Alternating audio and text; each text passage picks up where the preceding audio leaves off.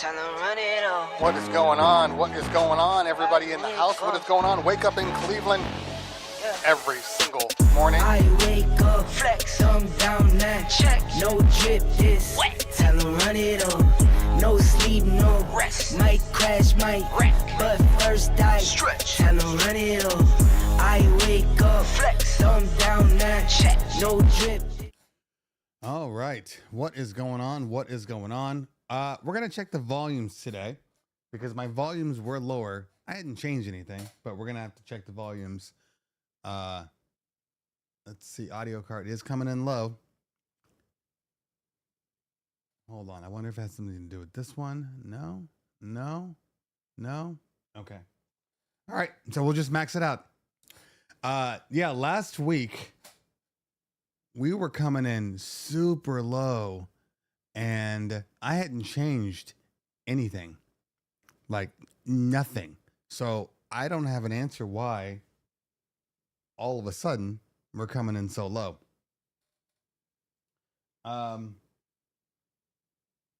Especially considering we are maxed out on the board and it looks like I still have room on here, but we'll try this one for now. And you guys let me know. No sound.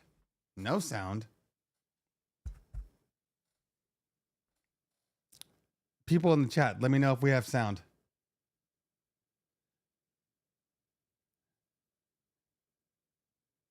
Check.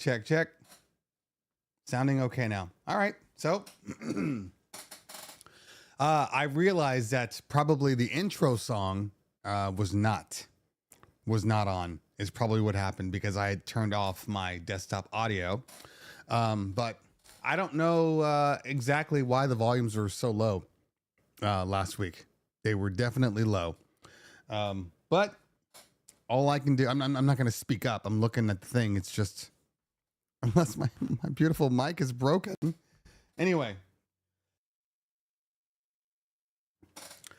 What is going on, everybody? It's your man, Cleveland Terry. And trust me when I tell you that little 2-minute thing, I'm going to have some smart guy in here. Like, you really got to get your stuff together before you get on the show. It looks really unprofessional. It's a free show. It is a free show. This is as professional as you're going to get on a show that I do for no reason every Thursday, just to help you guys. So if there's some things that are a little off, I'm okay with it. Why? Because it's a free show.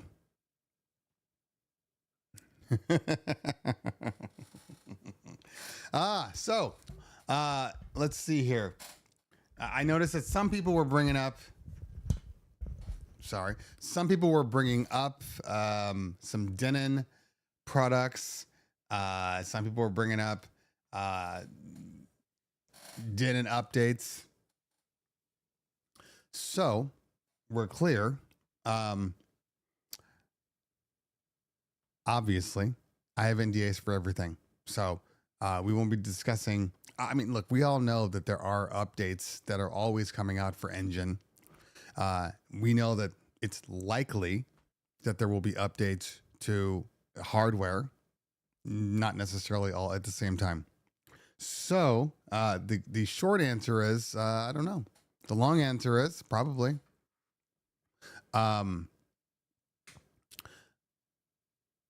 But, as a matter of fact, I don't even know. Is there a source that's on right now that's like, this is coming out? I don't even know. In all honesty, the one thing I have not been doing, I'm waiting for my voice to clear. It's almost there. It's not there yet. The one thing I've actually done over probably the last few months is I've backed away from the kind of the daily, oh, what's this and what's that and what's going on, and if something's out there or something's on the horizon, kind of backed away a little bit for a couple of reasons. One, because I was busy, and two, because I had to step back from the toxicity that is the DJ community. As much as I love the DJ community and I love DJing and I love, everything about it, I also hate the DJ community. I hate the way everybody's so biased. I hate the way it's more like the government. It's like Republicans versus Democrats, vinyl DJs versus controller DJs versus CDJ DJs versus speaker snobs versus light snobs versus tape snobs versus, it's so much. And it's exhausting. So I have taken a step back to focus more on my inner child. The industry was killing my inner child, like no doubt killing it. So I had to take a step back. So there's a lot of things that I just don't look at anymore. I mean, if I'm on Instagram, I have not changed my overhead, Manfred. It's still the Lumix. It's fine. The reason why I have not changed it helps if it's on.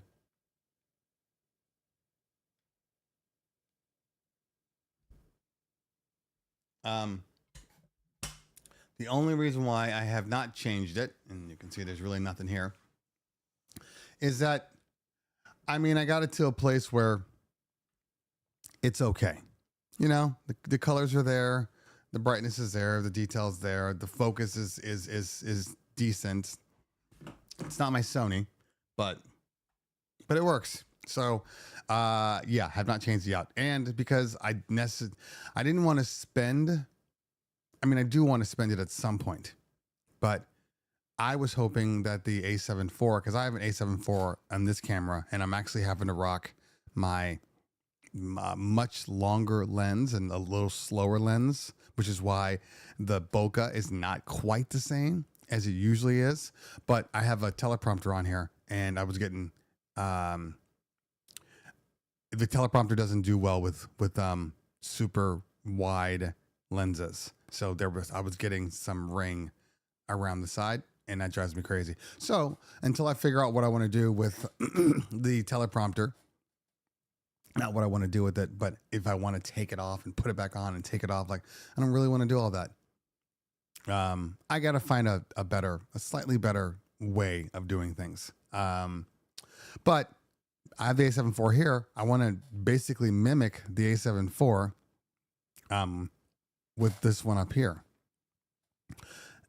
But I also don't want to spend $2,400 on a new camera body right now. I was hoping that with the A7 IV and then the newer A7s and all that stuff, I was hoping that the A7 IV would drop down to about, $1,800, $2,000, but there's no A7 V. So I'm waiting on the A7 V. Once the A7 V, I'm hoping this thing drops down like 500. I don't need any, there's nothing, which is what we'll talk about today. There's nothing truly special that anything has come out with that I've been like, I have to have that. I have to have that on my camera. And that's going to segue into, in a minute, just gear as a whole. Gear as a whole. We're going to talk about that today. What about a new chair that doesn't go down? Why are you all up in my business? Why do you care that I have to get out of my chair? It is what it is. That was for our favorite guy. Anyway, black magic all the way. Black magic, you can't do black magic all the way. And I'll explain why. It's very simple. And Black Magic has an amazing cameras. They look fantastic. Total cinematic, film quality. The problem with Black Magic is still to this day, their autofocus is just not that good. And the reason that I left Lumix, I would have stayed with Lumix. Lumix has a beautiful look to it. Honestly, it's still one of my favorites. This is fine, but I think my Lumix was better. But the autofocus, is the problem. I need to have good autofocus. So if I do this, it goes to the focus. If I take it out, it goes to the focus. Like little things like that. I don't mind having to get up out of my chair. It's good for my abs. It's an ab workout. No attitude here. No attitude here. Okay. DJ Sting says, I'm seeing a lot of ads for Phoenix microphones lately. How do they stack up? Well, DJ Sting, I have a couple of microphone reviews for the PTU 1000, which is their 4 mic board. As a matter of fact, I have a Phoenix review going out. It's going to be quick because I recently acquired the wings, the antenna waves. They sent it to me for review, and I already had the PTU 1, which is their 2 microphone smaller box mic. You see, one of the problems with the PTU 1000s where they were single dens, which is the U rack. So they were a 1 U rack. I said single den like I'm putting in a radio in my car. So there's a 1 U rack, and which is fine if you have a rackable solution, but a lot of my gear isn't racked like that. So it was getting on my nerves. Anyway, to make a long story short, so I recently bought a new case, bought a new rack, and I use my PTUs for my ceremony sound. They are solid microphones that are very, very affordable. They just came out with, not just came out, but maybe about, I don't know, a year or two ago. They have a diversity microphone, which I'm not using, but the diversity microphones basically continue to scan for the best channels and the best frequencies, and will just, keep basically essentially backup channels in line. So if it runs into an issue, it'll hop down to the other one. But it's constantly scanning, so it's hopefully you won't get any, weird static or pops. I didn't really experience any of that. The only thing I've ever experienced with the PTUs is it's always the same thing, is distance, which is what the waves are going to combat. And also the one thing that they struggle with a little bit is mic handling. They're slightly louder than like, they're a little more louder than like my Shores, just the body, just holding onto the microphone. You have to just know how to hold onto it. So when people are like grabbing or sitting down, like they will pick up that noise level a little bit. Okay. PTU 71s. Thank you. Aaron, the DJ in the building. What's going on, fam? Good to see you. Yeah. So, I have several, and I use them for karaoke. I use them for ceremony sound. I have, like I said, I have the PTU 71, like Aaron, the DJ has. I use those. That's my backup microphone. And I've never had a problem with them. So, there are people, again, we're back to the mic snobs. There are snobs out there that will hate on them on Phoenix. Will legitimately hate on them just because they're not theirs, or they're just too cheap. And people, look, I agree in general, especially in the past, historically speaking, go away.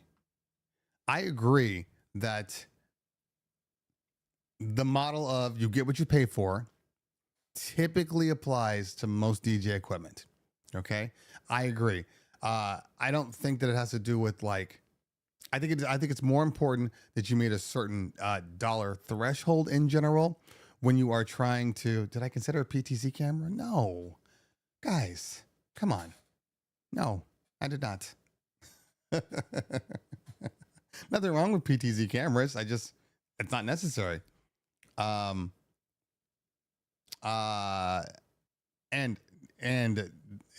the visuals that I get on my cameras right now, the PTZ camera I'd have to buy to match it would be stupid expensive.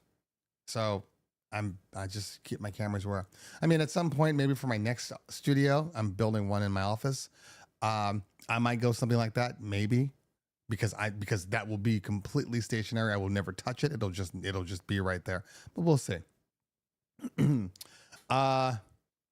Okay, so but back to the microphones. There's a lot of people that they can't stand them, and I used to be one of those. And then I started using a lot of these Chinese products or overseas products. We don't want to typecast here. These overseas products that are actually good. I mean, once the industry, I'll just use the term, the industry. Once the industry started to make products for all these other companies and started to, spec them out properly, there really isn't that much of a difference between the overseas stuff. And I'm not talking about everything. I'm talking about like lights. Okay. I don't know. I have not even looked at a speaker. I don't know why. I don't trust that at all. Maybe they'll change my mind at some point. But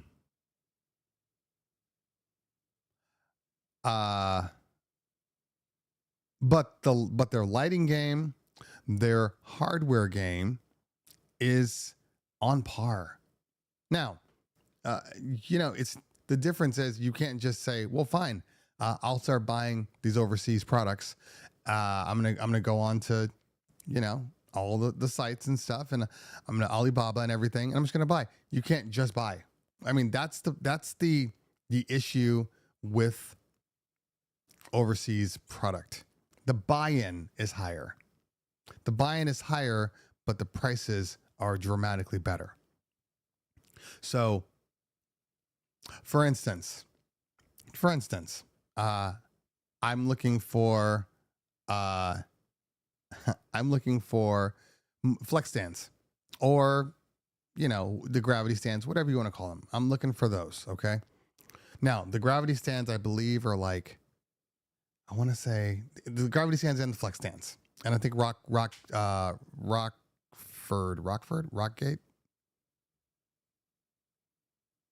the Rock people. They have one too. Anyway, the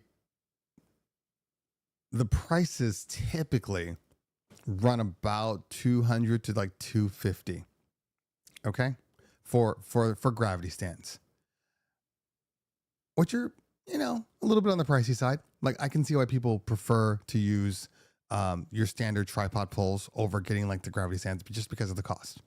Now, if you're just like one person, you have to buy them. Maybe it's a little cheaper for you, but you're still going to end up spending, $400 or $500 on them. Overseas, you can get the same stands and or even taller, because we're buying them for lighting, not for anything else. For like our color washes and things like that. Anyway, the same ones you can get for like $40 a piece, which is stupid cheap. But here's the problem. In order to get that price point, and I'm just giving you one example, you might have to buy 40 of them. Maybe even 20, but let's just say 40. I think that one was 40, the last one. So, all of a sudden, you're spending, $2,000, $2,300, whatever, not even factoring in the transportation and all that stuff. When you were just maybe trying to buy like a pack of 4, so maybe you were only trying to spend, $1,000, but for $2,000, you can get 40 of them.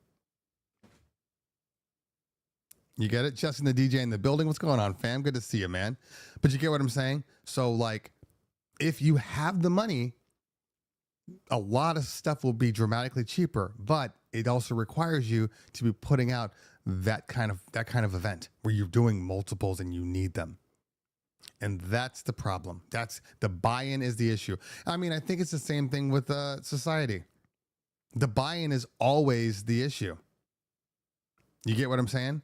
You know, people rich, there's a reason why rich people continue to get rich and poor people can't get out of that hole they're in, because the buy-in in order to make more money is so much higher that most people can't do it.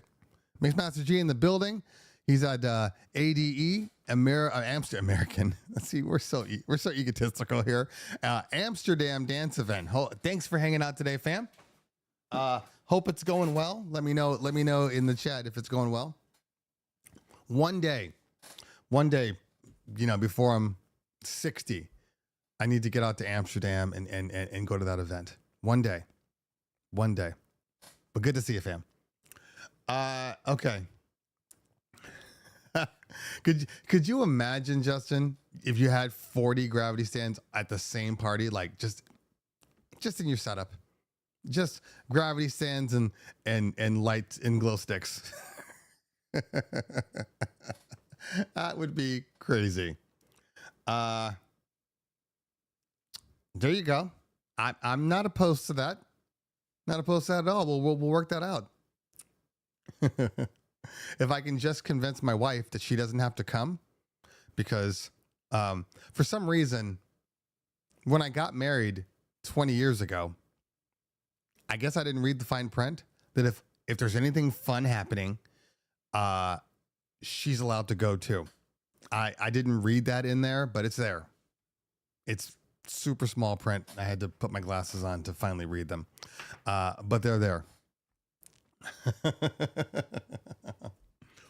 Let's see here. Anto says, and then we're going to get to all the questions today, but make sure in order for me to see them and search for them, you put the hashtag ask in hashtag ask. That way it's easier for me to search. Oh, Zimmy went. Oh, that's great. Tell Zimmy I said what's up. He's a good guy. He really is a good guy. Anto says, now that Record Box 7.4 has been released, what is your opinion on the stems quality compared to others? Well, TJ Anto, you guys aren't watching my videos. I'm very disappointed. You guys come here, which I'm not complaining about. But in my Groove 6 video, there's a portion of that video that goes to stems in my Groove 6 video. They're considerably better. I mean, they're night and day. They're night and day better. They're usable now. They're on par with everybody else, and that's all I can ask for. Just make them on par. Now, the only issue that they have is they're slower on the translation. So when it's being stemmed out, you do have to wait longer than any other stem service. You know, app, suite, whatever you want to call it, but like Serato stems, and they all have their own, you know, delays. Okay, but when you bring a song in and you have not stemmed it out yet, I'll go back to that to Matthew in a minute. When you go to a song that say you just load it up and you automatically want to go to stems. Using any M1 processor, and I'm gonna use that as my baseline. Pretty much, I want to say it probably takes Serato a second or two, you know, to stem it out. And remember, the way Serato works is everything that they do in Serato is essentially real time. So their streaming, their stems, all plays into, once it's loaded in, it's going to process. But they don't have a process line like some of these other ones do. And they also don't have a load everything first before you're able to use whatever it is, whether it be stems, whether it be, what's the other one? Oh, whether it be stems, whether it be streaming, a lot of them require you to preload. Serato does not require you to preload, which is good and bad. It's good because you can get to whatever you want to do immediately. The problem is if, like for instance, with streaming, Serato is one of the only ones that if your streaming data is slow, it will still load the song. It will still stream. However, it won't keep up with said stream. And then at a certain point, it may just go off. Sound will just stop. So that's the biggest issue with it. Now, Rekordbox is not that way. Rekordbox requires you to load the song in. It's the same thing with like Engine OS. Same thing. It will require you to load the song. So because of that, with stems, when you load a song and it hasn't pre-analyzed that stem, it's going to take longer in Rekordbox than it will do in Serato, in DJ, even in Virtual DJ. It's just a slow, it's just slow. So, anyway, but quality wise, they're on point. They're on point. I guess one of the only things, I mean, Rekordbox stems are 3 by default. They don't have the 4th one. I mean, it doesn't really matter. They're fine. They're fine. You'll be just as happy. Okay. Isotope is pretty fast and top quality for Tractor. Yes, Scott, they are. But then you have to use Tractor. Hey, look, one day, Tractor could make a serious comeback and everybody moves over to Tractor. That day might be when the sun's about to burn out, but one day it'll happen. Just not today. And until then, I will not be using said Tractor. One day I will use Tractor, but anyway. And stems can be analyzed way quicker if you do use WAV files as they contain cleaner information. Yeah, fine. So you have WAV files, and I'm not getting down on WAV files at all. WAV files, that's the best option, but the files are huge. So I'm not using WAV files. It's just I don't need that quality that good for me to play them through, you know, my JBLs or my QSCs, you know, even my RCFs. It's never going to translate into the fact that I need to use WAV files ever. Mojack's in the building. Hey, so, you know, I mean, it's good to see from Mojax. I text Mojax. He doesn't reply to me. I'm like, damn, we got beef now? I mean, I make up with Brian S. Red only to like have beef with Mojax. What's that about? What's that about?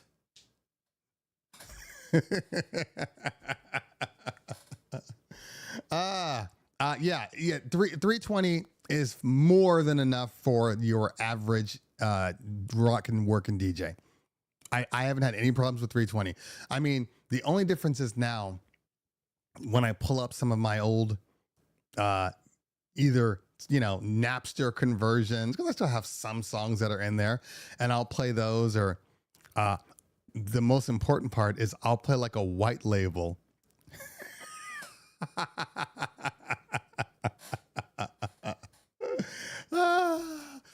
Wait till I see you in person. So every so often, I don't know how far back you guys go, but I remember a time when Serato used to release songs through their secondary service called White Label. It was like a easy way to get people to, you know, use their kind of record pool, but it was free. It was like included in your just by having Serato, you could use these white labels. Now, the way to combat theft is the white label uses your Serato dongle, essentially your hardware, to convert the 128. I think they were 128 to 320 or 256. Either way, one of the two. And sometimes Serato would update their software and they would break the white label connection. So you'd go to play a track and it sounded like trash. And I still have some old school, like I said, the Napsters, all that stuff, the 128s, and I'll play them. And there's a difference. I rarely see a difference between 256 and 320. I think 256 is the baseline, but if you can do 320, do 320. I mean, even the variable bit rate ones are fine. So 320 is the magic number, I think. It's kind of like every time they come out with new speakers or headphones and they're like, this goes below 20 hertz. This is amazing. And it's like, yeah, but the human ear can't even hear below 20 hertz. So what does it matter if they can do it? It's a perceived sound. Okay. Either you can hear it or you can't. No real such thing as perceived. Yes, correct. Mixmaster. Yes. So I typically use AAC for my conversion to 256, but any record pool is usually going to use MP3 320. Either way, good stuff. All right, let's see. Lorraine says Serato FX pack is a total scam, $349 or $10 per month. It's pure joke for small DJs. Okay, well, let's talk about that for a minute. What makes it a scam? Let's talk about the basics, because I've seen their effects pack. In fact, I own their effects pack. There's a lot of effects in that effects pack, like a lot. So my question is, what makes it a scam? I know that certain people will look at the purchase price versus the monthly price, and that subscription models can feel very scammy. Okay. But again, we're talking about buy-in. If people can afford, unless you're using like Adobe products, that's a scam. Okay. But even then, it's like the best scam on the market, because they really do have the best software. And I'm not talking about video stuff. I'm talking about like their Photoshop and that stuff. You can't find anything like that. We got Photoshop, you got After Effects. Motion is fine. It's not After Effects. There's nothing like After Effects and Photoshop. There's some competitors. They're not the same. There's nowhere as easy to use as Photoshop, even though it can be technically challenging, but like getting things done fast is better. So we get back to Serato effects. So like Photoshop, you might spend the money and you have to spend that on a subscription fee. That used to be you could buy it for like, I don't know, $800 if you wanted to. You would just do that yearly or every other year or whatever. So then they created this subscription model. They have been updating consistently, which has always been my biggest fear. Pixelmator is good, Scott. I'm not going to disagree with you, but they do things differently. It's just a different way. It's the same argument you can be made for using DaVinci Resolve versus using Adobe, what do they call that thing? I just drew a blank on it. Or like Final Cut. I recently moved over to DaVinci Resolve. I've had it for like 2 years, but I've made a point to like use it. And I am loving DaVinci Resolve. Loving it. Premiere. Thank you. Loving Resolve. I think Resolve is the best of both worlds. If you're a Final Cut person, but you also like aspects of Premiere, DaVinci Resolve is the best. I love Final Cut Pro, Mixmaster. I've done most of my videos on it. I still continue to use it, but as I've been using Resolve, right now, it's kind of better. And the AI treatments that are in Resolve are like, their noise isolation on Resolve is better than anybody's out there, and it comes with it by default. They're doing a lot of good stuff. add Resolve. A lot of good stuff. But if I'm not using Resolve, I'm using Final Cut. Okay, let's get back up. So again, Serato Effects Pack. Most people don't want to spend the $349. So that means that the entry to get in at $10 a month is cheap for people. Yes, in the long term, it's more expensive, but it's not their fault that you don't have the money to be able to buy it outright. I mean, Serato Studio, and I use Serato Studio on occasion, a lot more than you would think. And Serato Studio is a perfect example. You can pay Serato Studio their monthly fee, which is still valuable, or you can buy it outright. Now, to buy outright is more expensive. People don't do it. So, you spend the, what is it, like $50 a year or something like that? Anyway, it's worth it. Serato Studio is definitely worth owning. Okay. All right, let me get back up here real quick. All right, Lorray says, I think it's Lorray. Why you simp so much for Serato? They're way behind everyone else and do lack major quality of life. Quality of life. Okay. Quality of life features they don't seem to want to improve. And you have another part of it. You have another part. Okay. And Serato lets the users use one streaming service. The library is one huge mess. The UI is really outdated, and the song preview does look like goo. Okay, we can talk about this. All right. First off, let's clarify one thing. I don't simp for Serato. Okay, it's an opinion. It is a use case, and everybody's different. So I don't simp for Serato. I like Serato. Now, here's the things that I think most people don't realize. And this goes back to Serato effects. We'll use that as our bridge. Okay? Somebody goes, I need all those Serato effects. If I get all those Serato effects, I will be an amazing DJ. I'll be the best. So they go and they buy all those Serato effects. Then they start using said Serato effects. And they're like, oh, well, this is a cool effect, but it only applies to this. And this is a cool effect, and it only applies to this. And in my DJing, the way I DJ, in my DJ style, I'm probably not even going to use these. What am I going to use? I'm going to use echo. I'm going to use reverb. I'm going to use a filter. Maybe on occasion, I'll use a flanger. And then you start DJing consistently, and you're like, I bought all these things, and it wasn't worth it. Why? Because I don't use them. So this is a Google versus Apple thing. This is a PC versus Mac thing.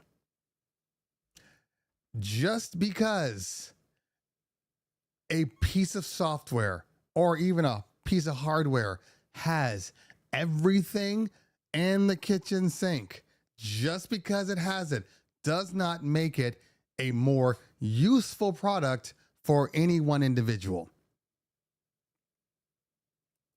The bells and whistles that you love on certain products, the things that they do that you love may not apply at all to anybody else. So, coming from the DJ that started on vinyl, all right, Serato is a perfect transition for people that came from vinyl. You know, when it was, Serato, when it was scratch, it was trying to emulate two turntables and a mixer. That was it. Then we got some cue points. We had the 57, which was still an icon in this industry. We had the 57 SL. And, we had the first cue points. Obviously the dicers, which are up there. You can't see them right now. But I still have my original dicers, and it just changed the game. Just changed the way we do things. So I have an appreciation for Serato that maybe others don't. Okay. Now, I personally don't need all the bells and whistles. I just need my DJ software to work while I'm DJing. And Serato hasn't failed me in general. I mean, every software has their moments. But I've used all of the softwares, and absolutely there are some really good softwares out there. Virtual DJ, which is the most powerful software DJ wise on the planet, in my honest opinion, yet I can't use it continuously. I just don't like to use it. So we move over to Rekordbox. Rekordbox, great platform. Great. Has some really great features in there. Database handling is, the weakness of Serato. Great features. I can't use Rekordbox. Rekordbox is quirky too. And I guess that's the issue. Every software has its quirks, and it just depends on what quirks you are willing to endure. All of them have quirks. Virtual DJ wants you to I'm generalizing here. Don't go taking my words and soundbiting them and saying this is all he said. But virtual DJ is for the person that doesn't want to spend time in the minutia of DJing. It's designed off the bat to be really a controller based program. It's gonna give you all the mix points, and you're going to be able to do and set and forget. In reality, you could legitimately make VDJ DJ an entire party yourself if you just programmed it correctly. Serato has never been that company that wants to automate everything.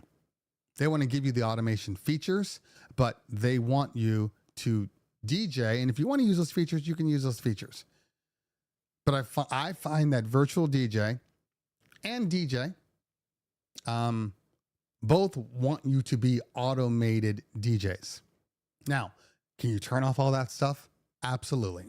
And I've spent a lot of time turning off all the stuff to make it more the way I like to use it. Everybody's different though.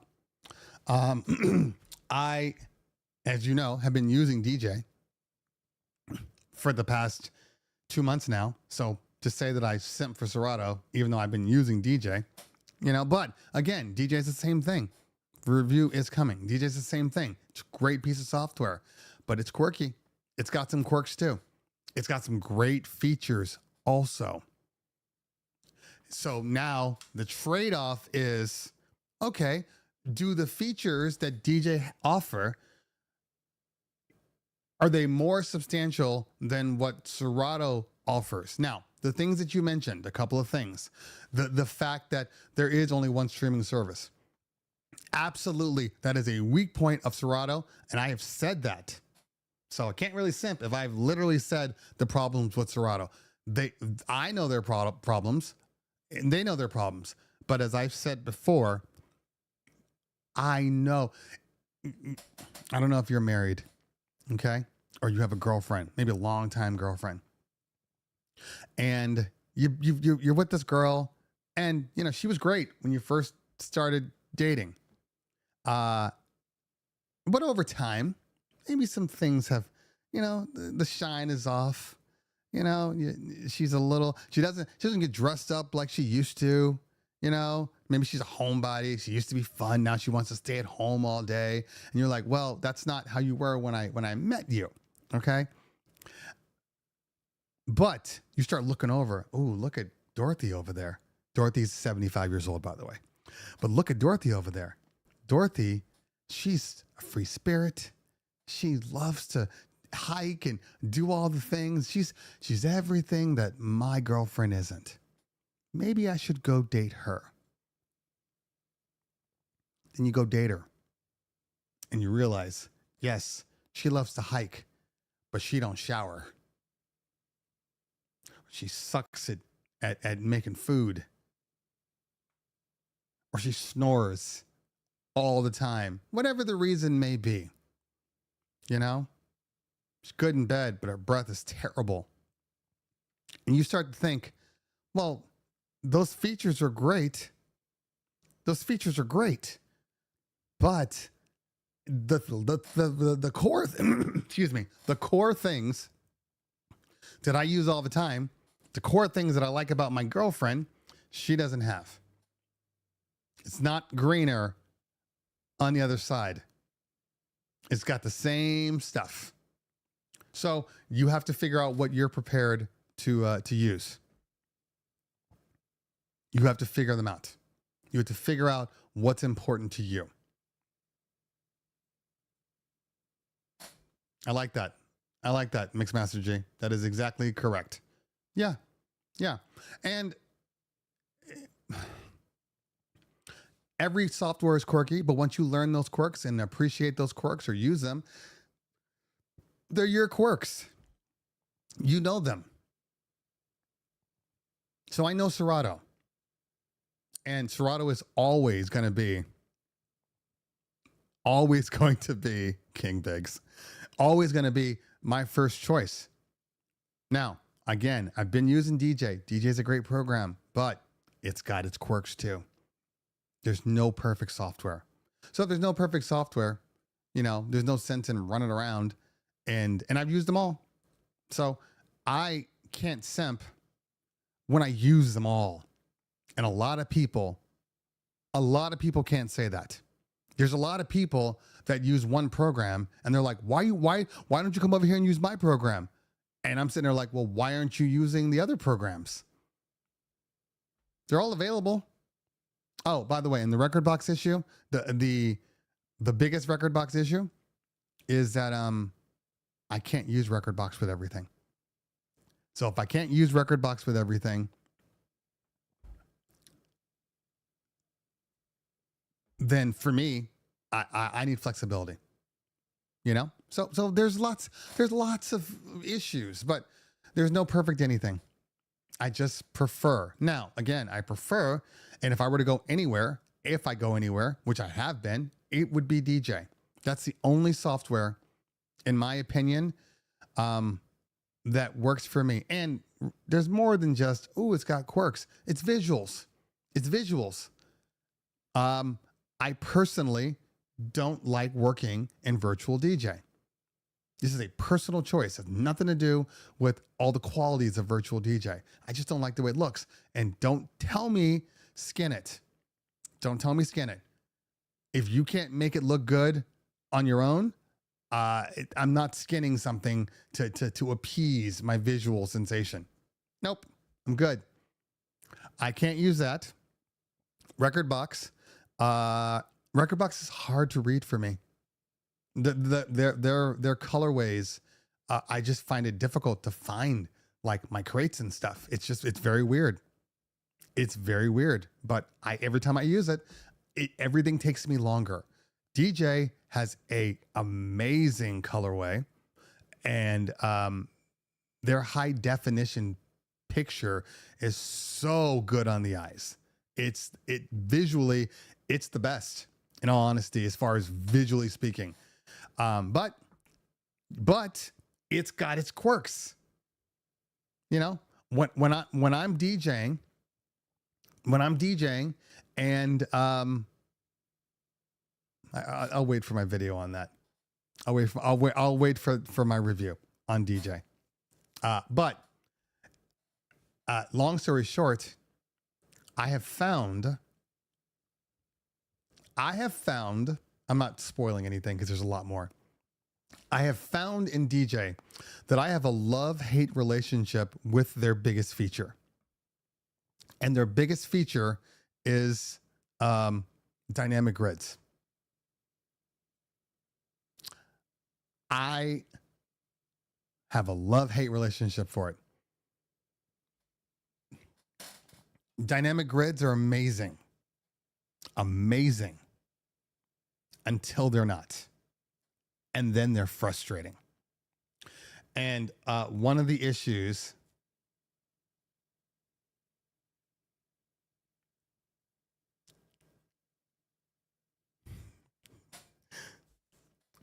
I've had priorities.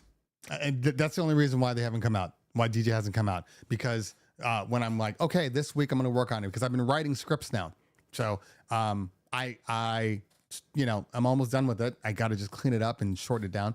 But then the Pioneer Alpha Theta products came out, so I had to focus on that. I have other companies that I've already promised reviews for; those have to come out. So DJ is just a secondary thing, But DJ review will be out before the end of October.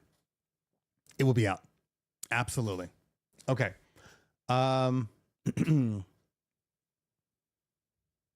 Let's see here. Tweak Music Tips in the house. What's going on, fam? Good to see you. Thanks for hanging out. Hope the family is safe and, the house is still there. Tweak Music Tips lives in Florida. So we have to fake concern for them. I'm kidding, man. I love you. Stop. Let's see here. DJ Angelo in the building. What is going on, fam? Oh, I didn't even see him in here. Let's see here. Okay. Yeah, so that review will be out in October. I'm going to tell you this. The biggest feature, it is technically secondary for DJ. It's one of my favorite features, and that is Apple Music. If you're an Apple Music user, it makes a really compelling argument. Really compelling if you're an Apple Music user, in all honesty. So that video is coming out though, but we'll talk about it. I'm a big fan. Okay. Let's see here. I got an email from Denon. The Prime Go is officially released. Can you talk about it? Is it officially released? I can talk about it. It won't take long. I need to confirm on my side if it's officially released. I thought, I don't know why. I thought it was the 18th.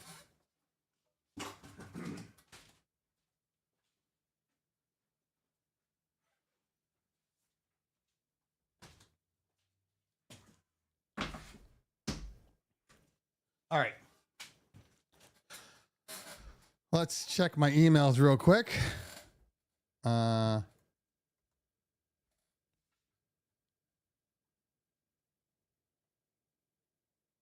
no, I'm sorry. It is the 17th. I guess we can talk about it. Are you ready? Are you ready to talk about it? Okay. I'm going to spend more time on my engine review or on the engine updates. I'm going to spend more time on that, which I'm going to do today. I'm going to spend more time on that than I will on the Prime Go Plus. Okay? Because the only change to the Prime Go Plus, 2 changes. 2. It's in a different color, and they've added Amazon Music. That's it. That's the only difference. So there you go.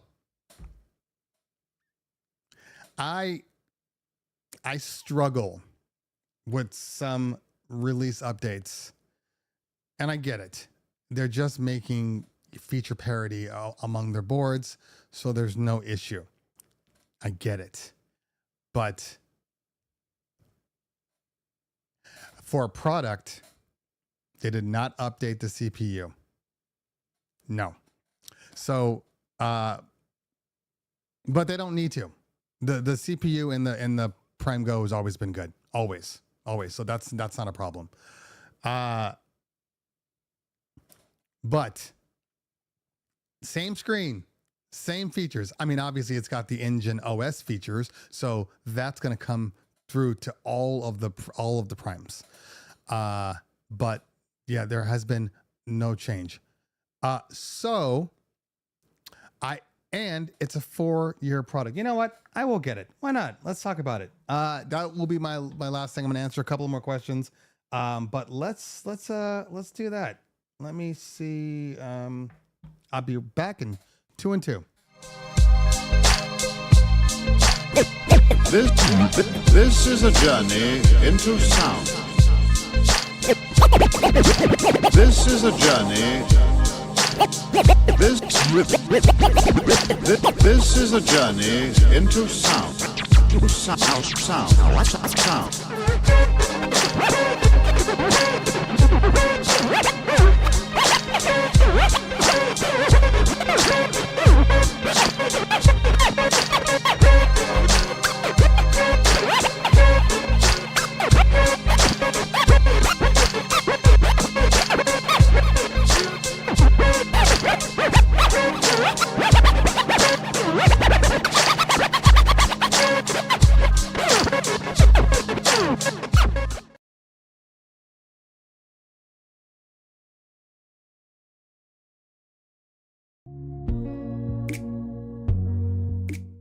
Okay. Denon Prime. Okay. So,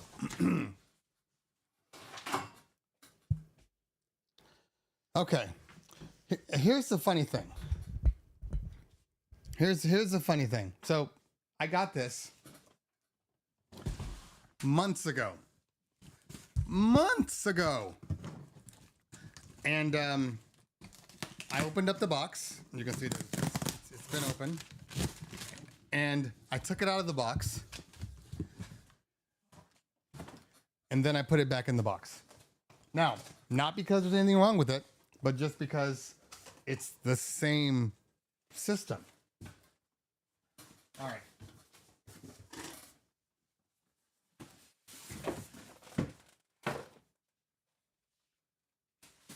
All right.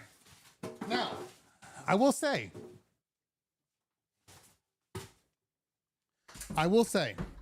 that it is a beautiful color. Okay.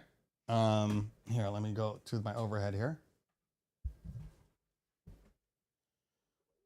Okay.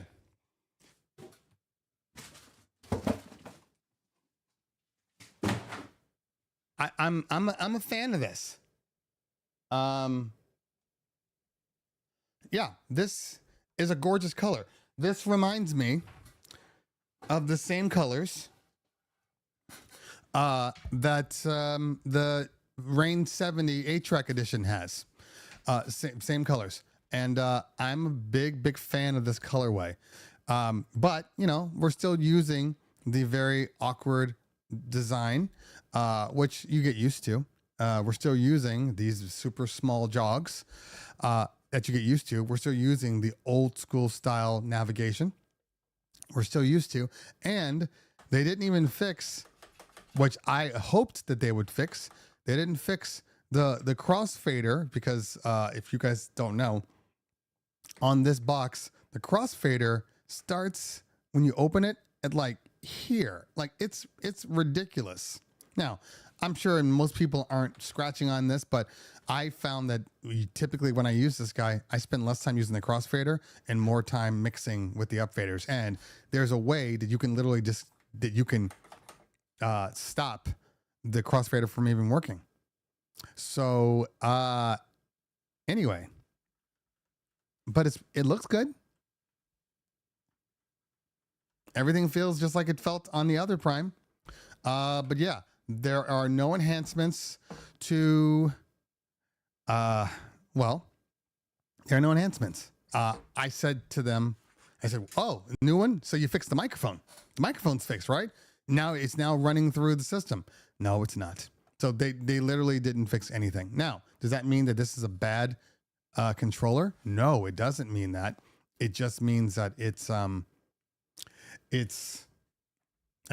slightly outdated. And I guess it's hard to make something outdated when it's kind of its own specific style, you know, because nobody has a layout like this, you know, but because of it, it is,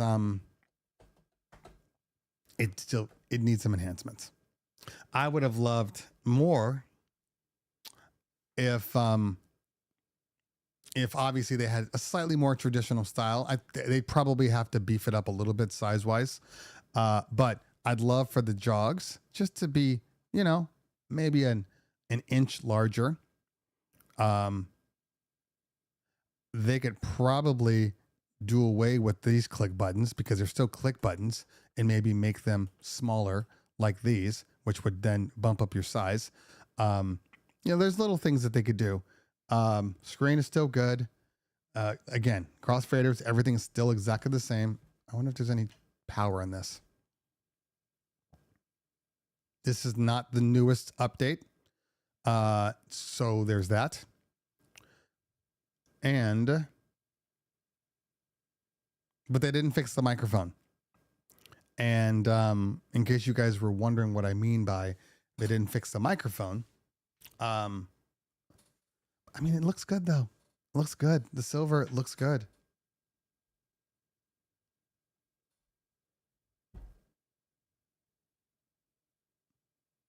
You don't need to see my password.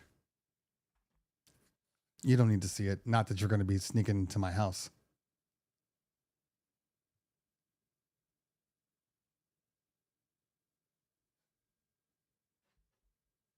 All right. And I'm in the farthest part of my house, internet-wise. Yeah. And no Ethernet. Oh, there's my firmware available. I guess I should plug it in. Anyway, I guess we can kind of see. We'll do the update real quick. We'll do kind of a real time. I got maybe 30 minutes. Power. All right. So we'll get this going.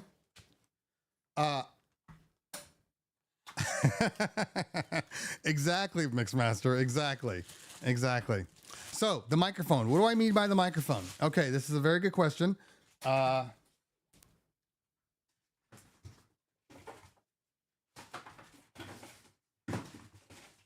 Okay. And by the way, I'm so over this stuff. I'm over this. This drives me nuts. This thing right here. Let me cover my face so you can see. This having to have this extra piece that you can lose. Okay. So, the different microphone. Okay. So here's the problem with the microphone. The microphone is not connected to the internal software. What do I mean by that?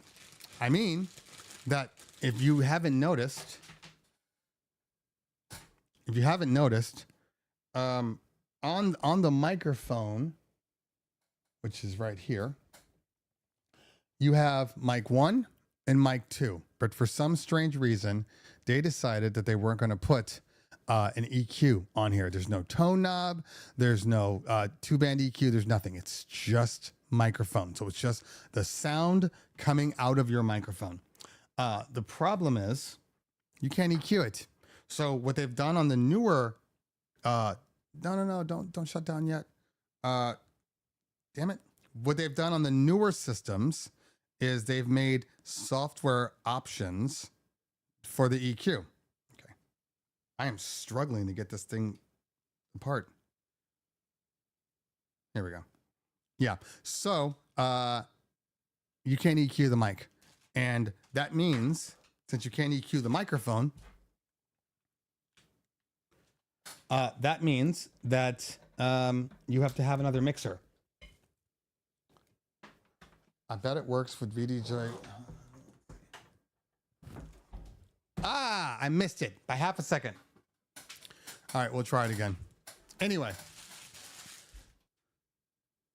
I have a review, Jay. Just check the review. Go into, if you're on my video, but once we're done with this, go to playlist and then go to CT's gear reviews.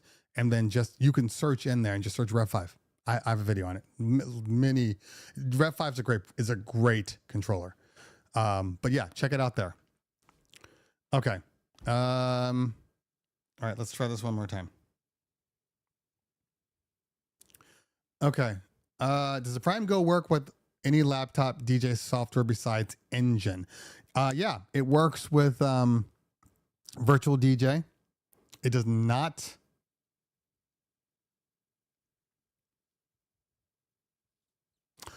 I want to say it doesn't work with Serato. All right, let's update and see how long this takes. Yeah, I want to say it doesn't work with Serato. It didn't used to work with Serato. So I don't believe that it does. It works with Virtual DJ, just like the Prime 2 works with Virtual DJ.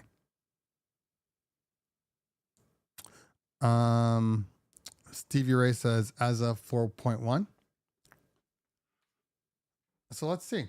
Let's take a look at the features that Engine has. Okay, so what are my features?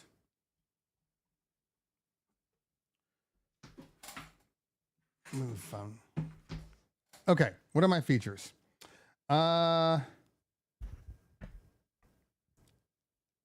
Let's see. The databases are backward compatible. Okay. One little glitch, not glitch, but something you should realize is that if you're using 4.0 and then you update to 4.1 and you put your new card in, it's going to update your database. So if you try to put it back in that 4.0, it will no longer work. So it won't be backwards compatible with that. Interesting. Okay. Let's take a look here. All right. What do we have? Improvements and fixes. Okay. Connecting to, it's updating. You don't have to watch it update forever.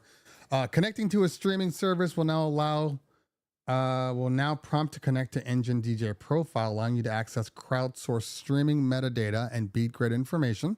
Okay, that's cool. Increased dim state of sweep effects on the Prime 4 Plus. This guy right here. No, Prime 4 Plus. I assume it's probably this one also. Fix an issue where rules would affect search results. Okay. Fix an issue where the logout of authorized devices. See, these are all bug fixes, but like what are the new things? That's the key here. Fix an issue, which, this is all logged out. All this extra stuff, which we don't care about. Fix an issue where that's Engine DJ preparation. We don't care about that. Okay. Smart headphone queue. Queue can now automatically be switched to the most recently loaded track. Features can be found under settings and mixer. It's still updating. Looks like we're doing a firmware too. Okay. Added slip mode capabilities to Prime Go. The feature can now be accessed by pressing shift in vinyl modes. I don't know. I don't even know. Here's a question for you guys out there. Are you guys using slip mode? I'm curious. And I'm not talking about like using the stutter or the loop roll. Okay. Are you guys using slip? Like, are you guys doing some scratching and then releasing and it's on the new beat? I'm just curious. I never use slip ever. Okay. New engine lighting changes. Wait, there was Ethernet before, right? There was Ethernet, Scott. Right?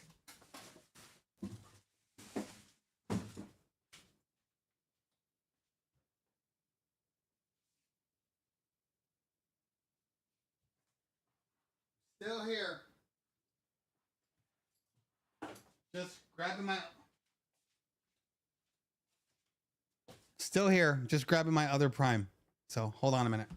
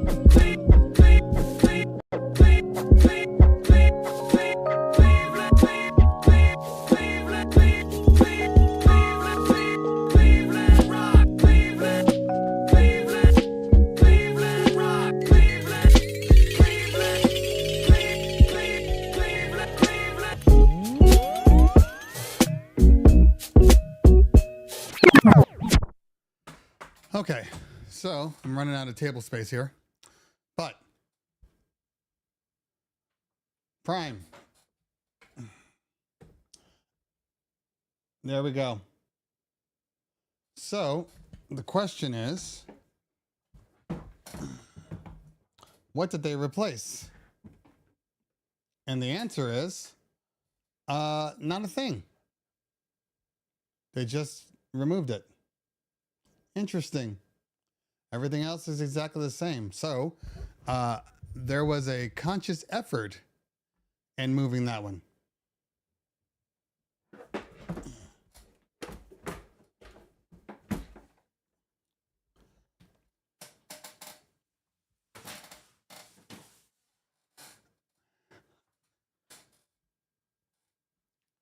That's very interesting. That's very, very interesting. Okay, I don't, next, let's get out of here. Okay, so the fixes, along with, we have increased auto loop count to 128 auto loops for engine lighting, visual feedback for active auto loop and auto loop banks. Okay, that's great. I have no music in here.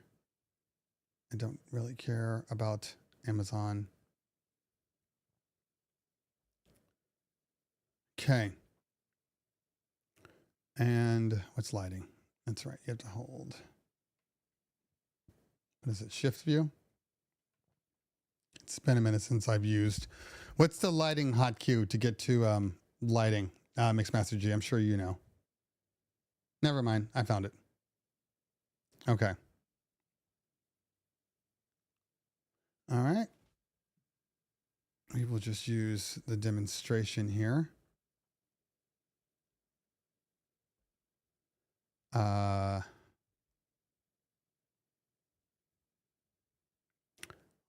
We'll use Pro. Would you like to connect? Sure, we can do that.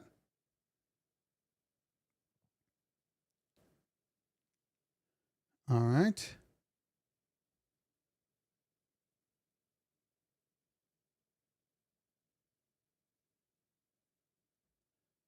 Enable.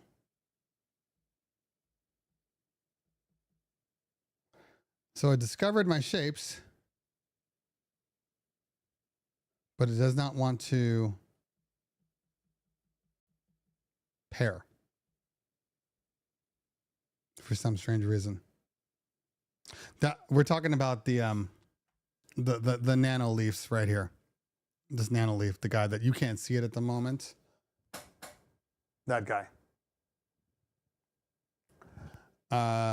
But it doesn't want to pair, and my guess is it doesn't want to pair because of I'm too far from. Okay. Well, that's not going to help, so we'll get out of that. And we'll go back to lighting and go back to, all right, overrides. Let's try it this way. YDJ in the house, what's going on, fam? Not really new toys, more like old toys. All right, we got our normal stuff. God, it's so great. I'm telling you, engine lighting is just great. Ooh, that's a huge, okay. So, auto loops. All right. This is what I've been saying. Why can't they come out with an iPad version for Sound Switch? It's already here. It's legitimately already here. I don't know why they won't come out with one. All right. And it says, I probably should have a song going.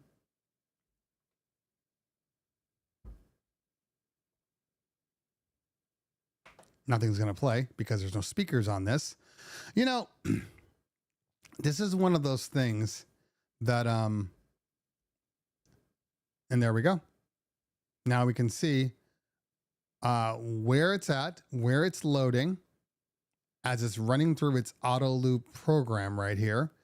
You can see, I didn't mean to touch it, but you can see the visuals happening. So that's good. That's good. Now, I say this obviously knowing that this is going to be on any hardware that has engine, any of it. So it doesn't really matter because I can go grab the Mixstream Go and the same thing will apply. Now, I will say this. Yeah, see, and now it's just looping over again. That's great. Visual loop. Okay. Added the ability to trigger auto loops at any time overriding scripted tracks. Good. Okay. And added new auto loop repeat preference, which is what it's doing right there. Because it's set to repeat. That's why it's blinking. So this is one of those things, I'm going to be honest with you, that I had a problem with. It's on a skin. It's the new Prime Go Plus, Nick. It's specifically for this new model. But this is one of the things that is missing in a lot of programs, and that's this visual feedback. You know, this blinking right here does so much when you're DJing and you're trying to figure out where you are and things. So, big fan of that. Go back to our static looks. It's blinking. I do love that visual feedback on here. Makes it easy. Intensity, positions are right there. That's great. But I cannot pair my lines for whatever reason. It will not let me pair. And then your overrides. So, software-wise, it's very good. You know, Engine has been very good. And Engine lighting is one of the best out there. It's one of the best. Having said that, this is a product without a user base, in my opinion. Yes, the Prime Go is still super solid. It's still a great controller, but it's outdated. Still works well. Still works. But without the microphone, I can't give it my endorsement because I think that this box is designed for people that are literally on the go.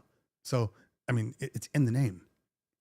So if you can't do all the things you need for something that is so premium, for something that it's so feature rich, but it's just lacking the big thing.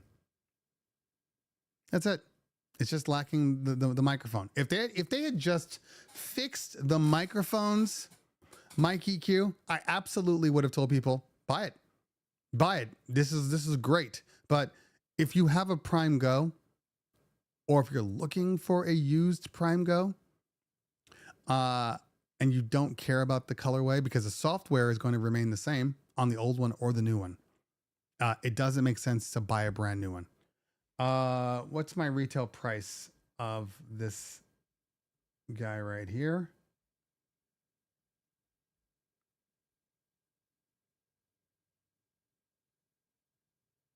I don't even see what's my price. Okay, $1,000, $999 US. So same price. I just bought a Prime Go for $300. That's a great deal. That is a great deal. Yeah.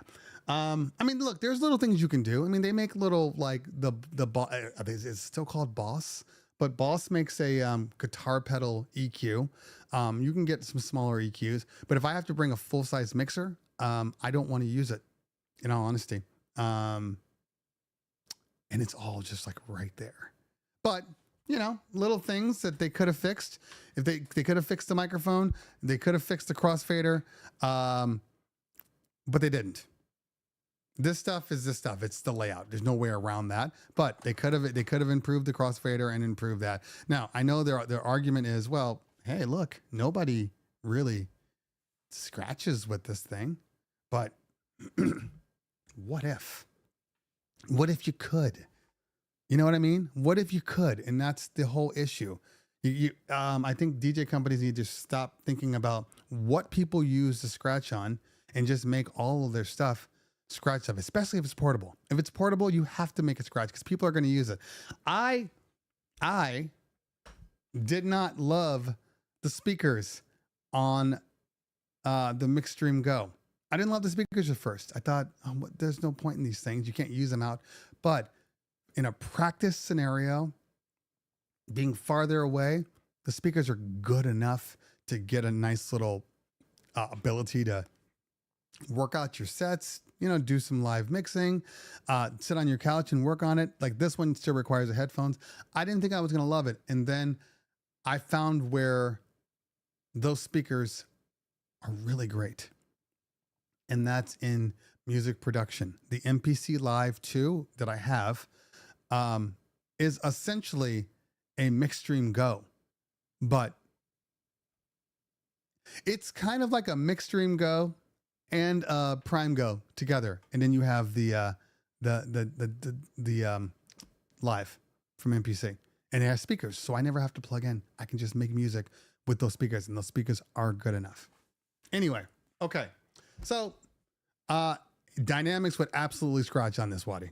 Absolutely, you know, I mean, Dynamics would use just like he's just amazing when it comes to this kind of stuff, but I will still use it. This will be my go-to as my backup.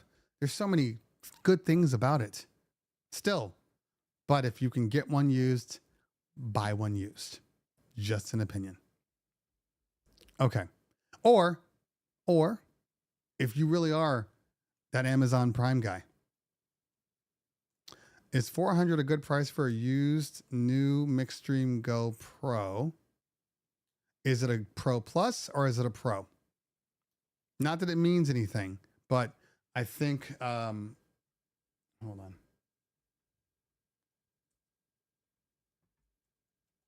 Mixstream Go.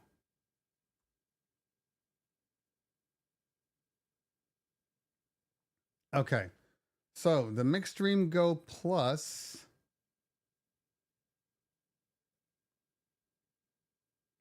So the Mixstream Go is retailing right now at $839. You can get them used for like $700. So if you can get one,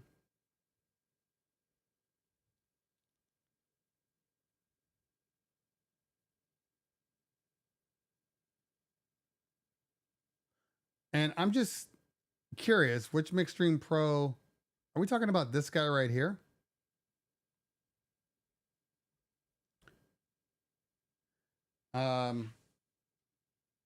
I believe we're talking about this guy. Yeah. So it's just the Pro.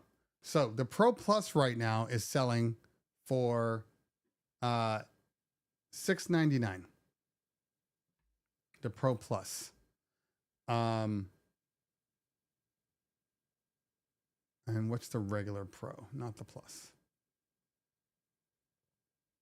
The Pro Plus right now is selling. I mean, I'm seeing that's AliExpress. You can't trust them. $475 used on Reverb. So at $400, you're in the market. Yeah, you're in the market. You're in the market. It's the cheapest that I've seen. But it's not like way off. You're going to save probably $100 if you buy it. It's still a good model though. It's still a good model, especially for an entry-level controller. Oh, this is something I've never seen before.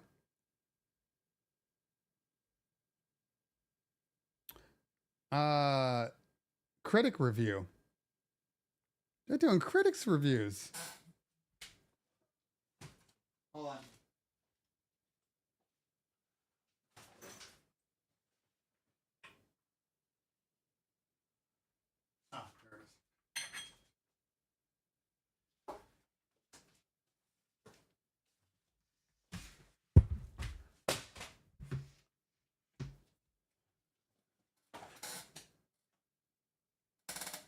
Critics reviews. Check this out. Digital DJ tips. 4.5 out of 5. We are Crossfader. No number. Juno Records. I don't even know. Now, the reason that their reviews are showing is because they actually write out their reviews too. I don't write out my reviews. Maybe I should, so I can have my name on there. Anyway, okay. So, Engine has a solid update, and anybody that has any Engine software should definitely get it. Prime Go Plus, still a good board, but I don't recommend buying it. I recommend buying a used one, especially considering that they took out the Ethernet.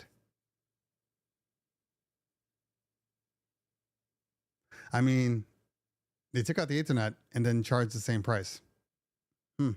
Interesting. Okay. I'm not here to tell businesses how to run things. I would, because if it were my business, I would not have come out with this. I don't care if it's just, kind of making feature parity. I think for people that are looking for a new Prime Go, this is concerning. I'm sure they're working on a new Prime Go. Okay. I'm sure they're doing that, but we're going on the 5th year and we're still updating an older model. To each their own. To each their own. I don't want people telling me that I'm a in music hater because why are you talking bad about them? You don't talk bad about Pioneer DJ. Okay. Anyway, maybe people should come to this show more. then they'd know. All right. Last couple of questions and we will get out of here. So I do have a 1:00 conference call.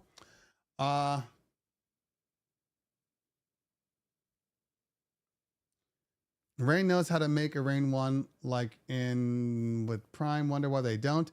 So, okay. Here's my thought process on Rain.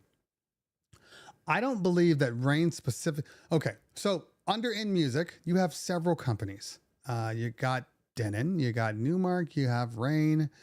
Those are the kind of the main DJ parts of it, but In Music owns everybody. They own Akai, they own a lot of the Air programs from like DigiDesign. They bought those, so there's just a lot of they have a lot of stuff. Okay. One more thing. I mentioned on that could only be on the Prime 4. I'm gonna have to pull up my Prime 4 because I believe that stems got updated potentially, and their export. To get the best quality, you have to export them out. So you'll export all of your stems. So you'll have to have a bigger card to make it work. Anyway, and so I guess I will be doing a video just to test that out. I lost my train of thought, but that's okay. Okay, let's just see if there's any more questions up here. I'm going to go up to the old ones. Let's do a search. Let's see if you guys actually put in #ask. #ask. I see Matthews.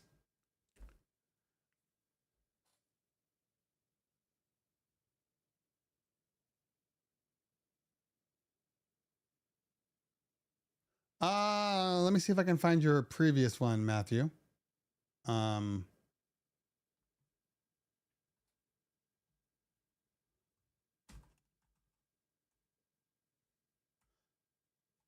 Matthew.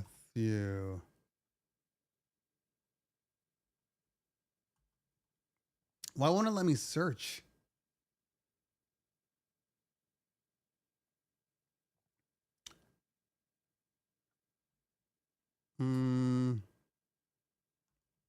Yeah, okay.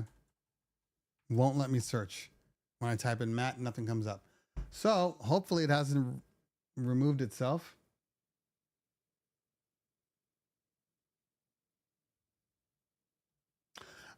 Okay, so this is bullshit. Just saying isomatic. Yeah, it's not industry standard, but you're learning how to if you're learning how to DJ, the same thing applies. You still have crossfader, you still have upfaders, you still have cue points. The only difference is your EQs are not standard. You'll be fine. You'll be fine. Okay. All right. Matthew, I think it's removed it. So put the message in one more time. But the Mixstream Pro is great. Only use mine for walk-in ceremonies and cocktail. That is not to perform. Yes, but it might be. You get what I'm saying? Like, if I'm spending $1,000, my microphones better have some version of a EQ, something. And it's if you're using it as a backup, like your Rain Performer goes down or your Rain 4, then you're gonna want all the features that you had in the Performer, and a mic EQ is one of them. Okay. Okay, ass just bouncing. Yeah, so Matthew, please repaste it. And heat doesn't build up in this device. Absolutely not.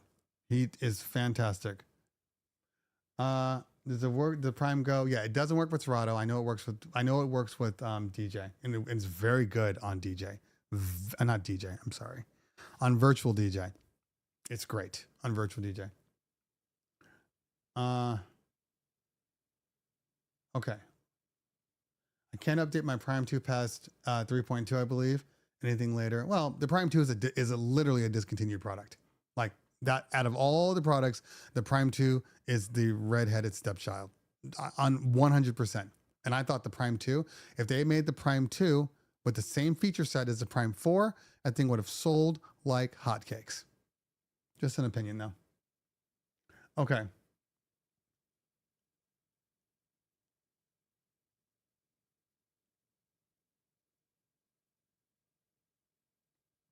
Why have the lighting controls in the DJ's unit when you still need to DJ?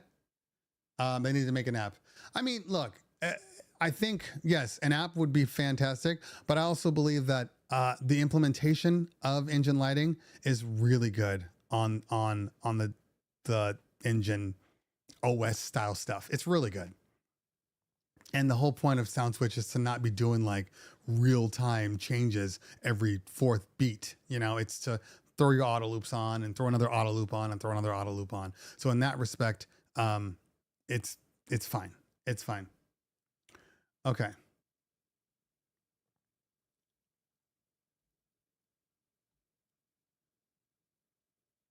Got a Newmark scratch to buy and offer to purchase for $240. What do you think? It's a good mixer. It's a good mixer. And I mean, what is it? It used to retail for $500. I mean, it is discontinued. But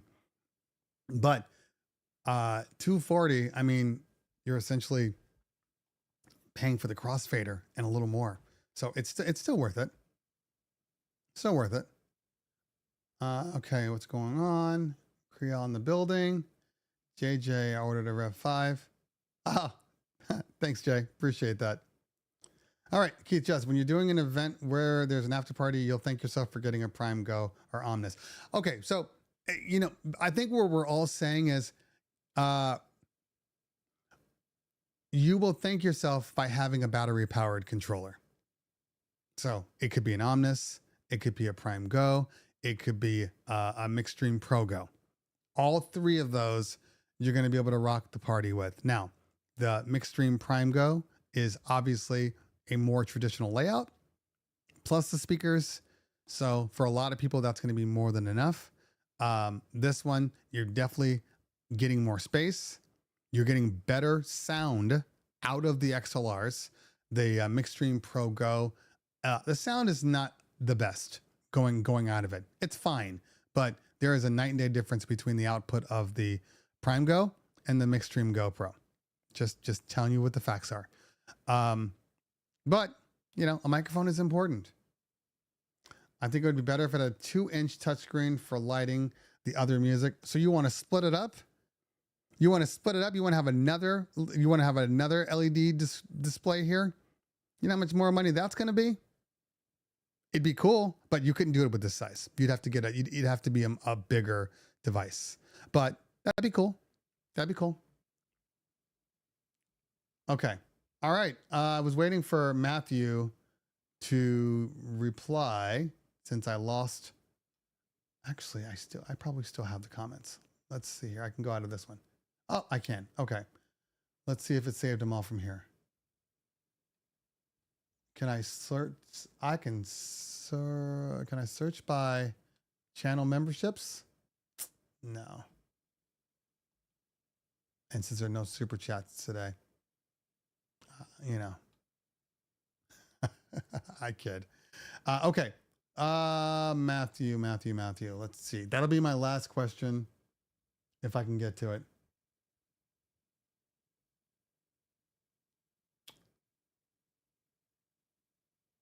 Nope. Can't get to it. Can't use it. Can't get to it. Okay.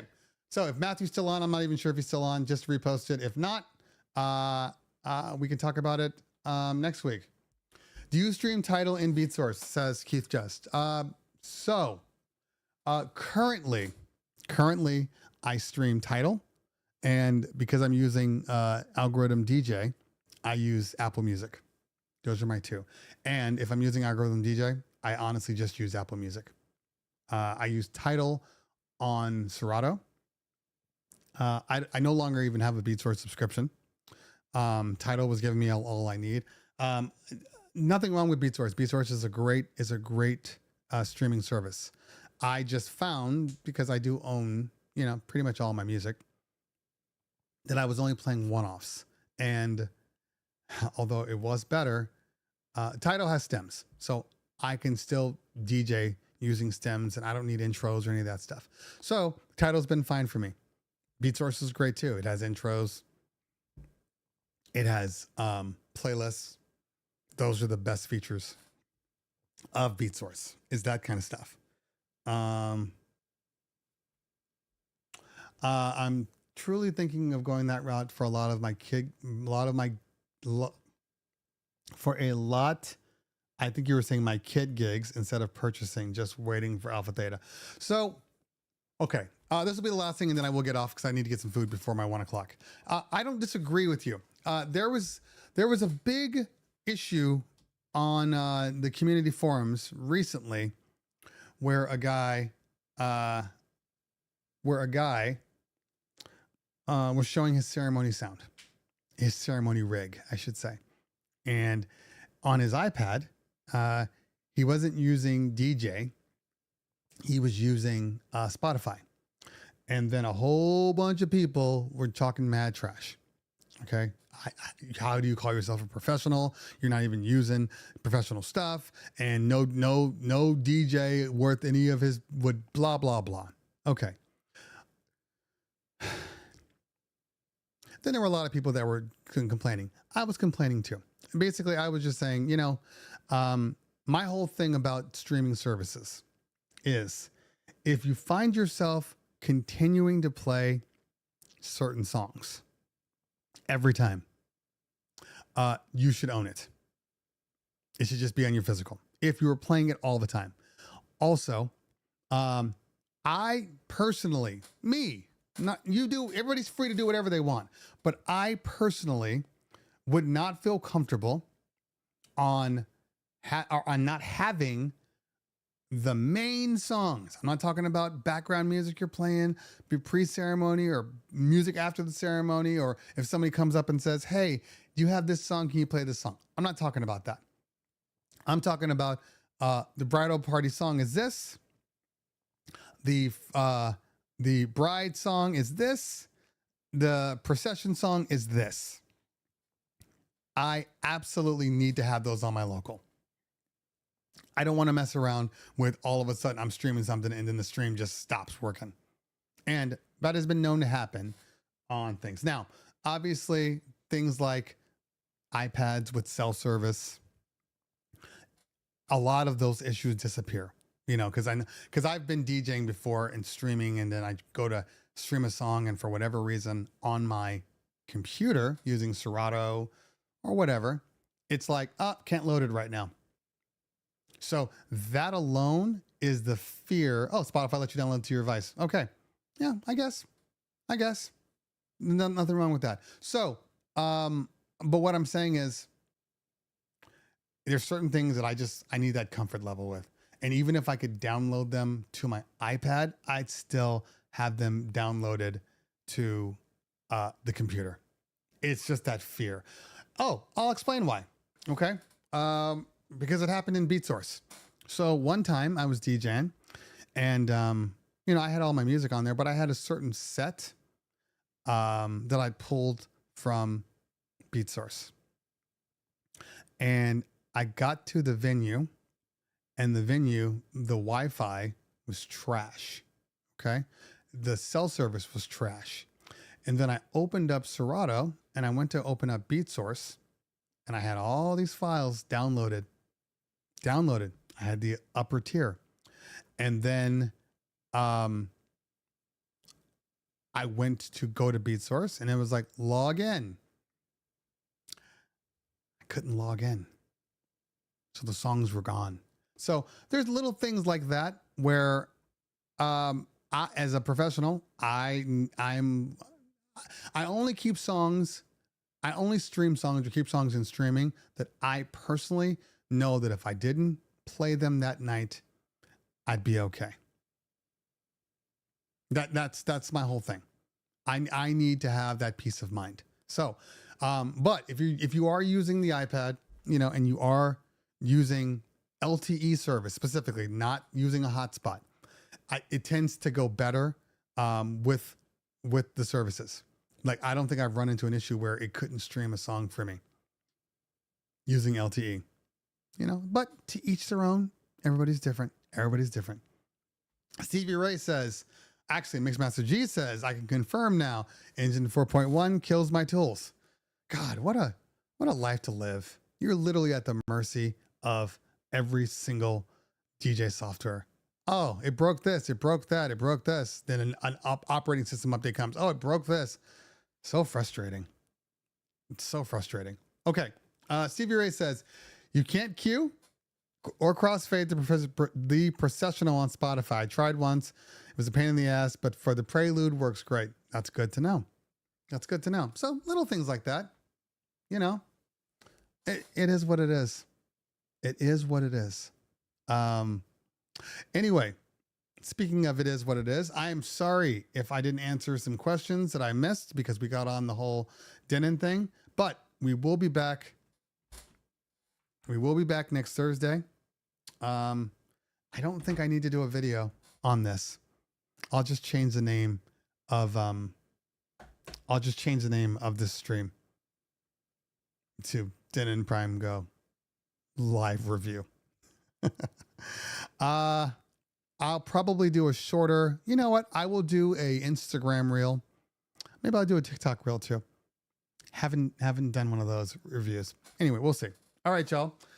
But I do have to run. I want to thank everybody for hanging out today. That includes all of my members. No super chats today, but that's okay. I'm not mad at you. I'm just trying to pay for all this lighting and all this internet that I need for this channel. Anyway, but to all the members, that's Philip Tan, that's Matthew. Who else members were on here? Some I'm not going to be able to see because they just don't. Keith Just. Who else? And I want to thank all the people for hanging out today. Aaron the DJ. Mojax, who's probably gone now. It's late. He's probably gone to bed. And everybody else, enjoy it. I have a wedding. I have my EDM wedding this weekend. So excited for. Drew Slim, sorry, Miss Drew Slim, sorry about that. Are you gonna evidence the Ableton move? T Dizzle. Thank you, fam. Appreciate you. Are you gonna review? I think you were going to say the Ableton move. Is that not your jam? Okay, the Ableton move. The Ableton move is a very interesting product. Oh, good for you. I haven't bought the new Pro yet. I'm gonna buy one. I'm gonna wait until November. They usually have Black Friday deals, so I'm gonna buy it then from Verizon. Anyway, Ableton Move. It's very interesting. Most people don't know that I do production. So right now I've been using the MPC Live 2 with the new Akai 3.0 software, the MPC software. It's been great. But I am an Ableton guy. I'm also a Serato Studio guy. I'm a production guy. And I do have a Push. Okay. I have a Push 2. Once the Push 3 came out, it became very tempting. Mac Joseph in the house. It became very tempting to get the Push 3. That was before I got the MPC Live 2. Because I love the whole standalone thing. The the Ableton Move is I would say, a introduction version of the Push 3. It's standalone. It's got its preset beats in there. You can also pull in your samples to make your own beats. I have one problem with the Move. One problem. I love the battery. I love that you can take it everywhere. I don't even care that it doesn't have speakers. I'm okay with that. The one problem I have, you cannot cut up your samples. I mean, there's only four tracks, which are still doable. In all honesty, 4 tracks is doable if you can do some sort of, bounce edits and things like that. But you can't cut up your samples. You can do some variation, but if you guys use Ableton, it has speakers. Okay, that's good to know. Thank you, Scott. If you guys use Ableton,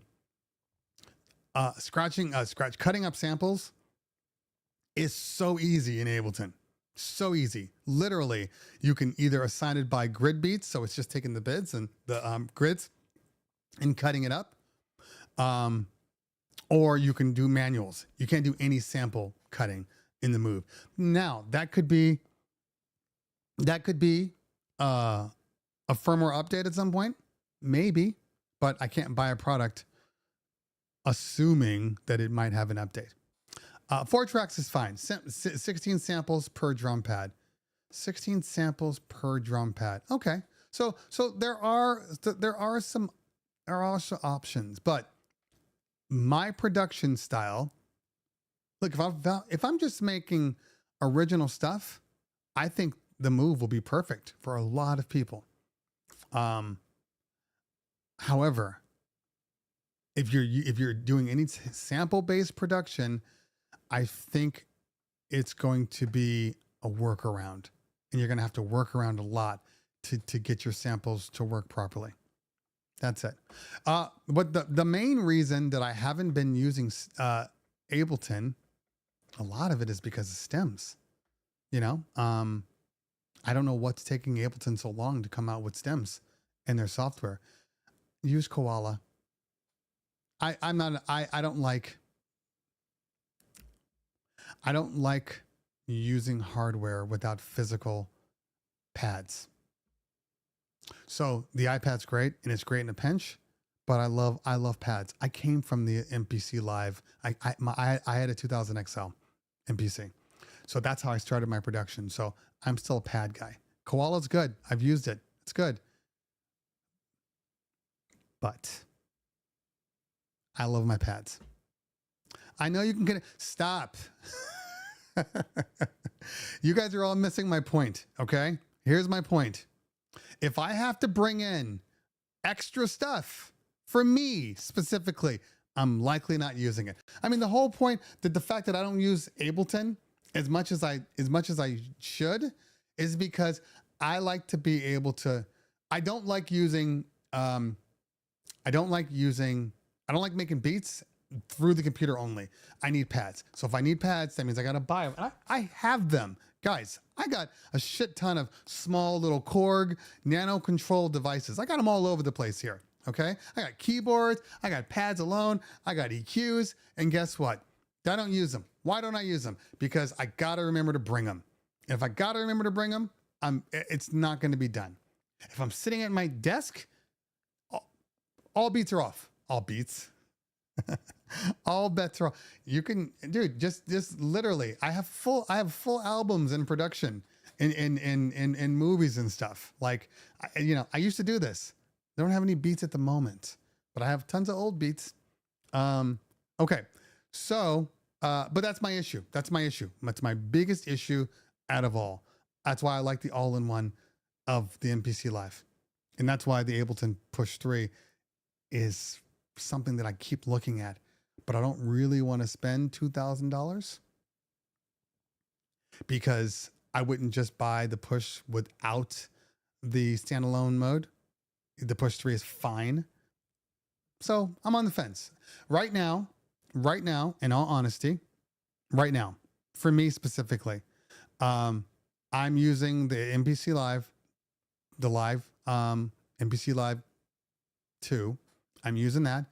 I like the limitations. Everybody says that. I mean, it does have inputs. You just want an external mic so I can walk around with my MPC sampling things? That's what we're saying? Everybody has phones. You know, there's so many options.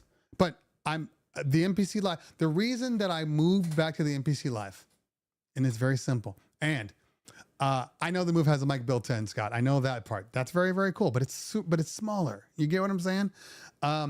The reason that I moved back to my MPC Live, and I have 1 minute to say this, the main reason is because I had too much stuff. I had too many options. So I had paralysis in making music because I had too many things. I spent so much more time going through all my plugins and all my sounds and all my samples that I wasn't making any music. I'm like, I got to find the perfect bass line. I got to find the perfect snare. And then I ended up not doing anything. It's like watching movies. Why do we keep watching the same old movies? And we got, 10 streaming services with every movie known to man. Why do we keep watching the same old movies? Because there's too many. There's too many channels. There's too many everything. So I end up watching the same old shit. I watched all the Terminators over the last week. And there's been tons of movies. I don't know. So anyway, I went back to the MPC because it's simplistic in nature. Yes, it's got all the features in with the MPC3 software. It's giving you a lot of the new features, making it a true standalone. Like you can literally make all of your music in the box. Now, yes, you don't have a microphone, so that's the thing. But, you have line in, so you can still record your vocals with an external microphone, all that stuff. So all the stuff is in the box. I'm staying there for a minute. I'm staying there. I'm gonna learn the MPC like the back of my hand, and then I'm gonna go to I'm gonna go to Ableton, and I'm gonna do the same thing, the same exact thing. But I'm done having multiple things. Done. I'm not getting anything done. I'm not gonna go eat. I'm not hungry, John. I'm literally getting on a Google Meet right now. You can hear those beats when my beats are done. All right. But anyway, I do have a 1 o'clock call, and I know these people are waiting. So I do have to run. But hey, thanks everybody for hanging out. I appreciate you guys always. Every Thursday, you guys are here. Even when I start late or start early, you guys are here, and I appreciate that. I will see everybody.